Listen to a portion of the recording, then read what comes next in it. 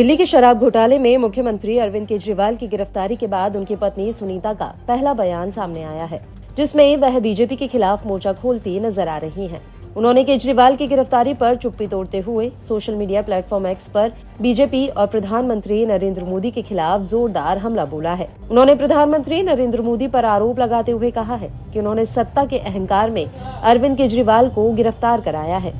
उन्होंने social media platform x पर लिखा कि आपके 3 बार चुने हुए मुख्यमंत्री को मोदी जी ने सत्ता के अहंकार में गिरफ्तार करवाया, सबको कुचलने में लगे हैं। ये दिल्ली के लोगों के साथ धोखा है। आपके मुख्यमंत्री हमेशा आपके साथ खड़े रहे हैं, अंदर रहे या बाहर, उनका जीवन देश को समर्पित है। ये जनता जनार्दन है, सब जानती है। जय हिंद। ये पहली बार है जब सुनीता अग्रवाल इस तरीके से केंद्र सरकार के खिलाफ खुलकर सामने आई और अपनी बात रखी।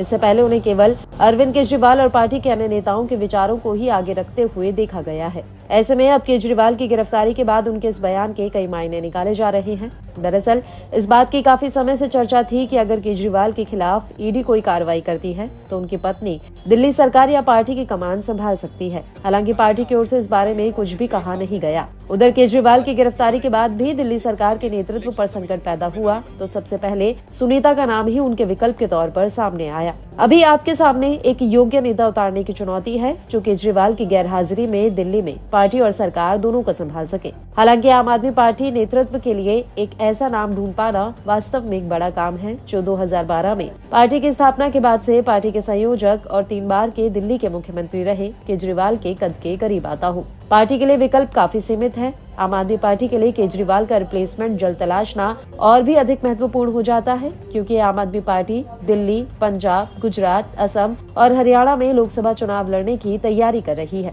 जहां केजरीवाल को पार्टी का स्टार प्रचारक होना था। हालांकि आम आदमी पार्टी लगातार यही कह रही है कि केजरीवाल अपने पद से इस्तीफा नहीं देंगे और जेल से सरकार चलाएंगे।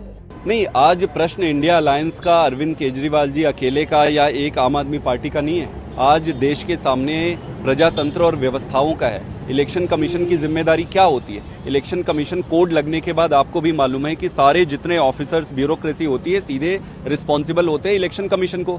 तो इलेक्शन कोड लगने के बाद ऐसा क्या हुआ कि एजेंसीज को ऐसे ओवरराइडिंग पावर्स कैसे मिल गए कि आप एक सिटिंग चीफ मिनिस्टर को आप उठा के अरेस्ट कर लिए? आप 2 साल से इस केस की, इस फर्जी केस की इन्वेस्टिगेशन कर रहे हो। 2 साल से, 2 साल से नेता जो है जेल में आप डाल रखे हो। आपको एक रत्ती भर भी सबूत नहीं मिला। अब जब चुनाव आया है, तो इनका एक ही मकसद था कि केजरीवाल को कैसे चुनाव से अलग रखा जाए, और उन्होंने यही किया है।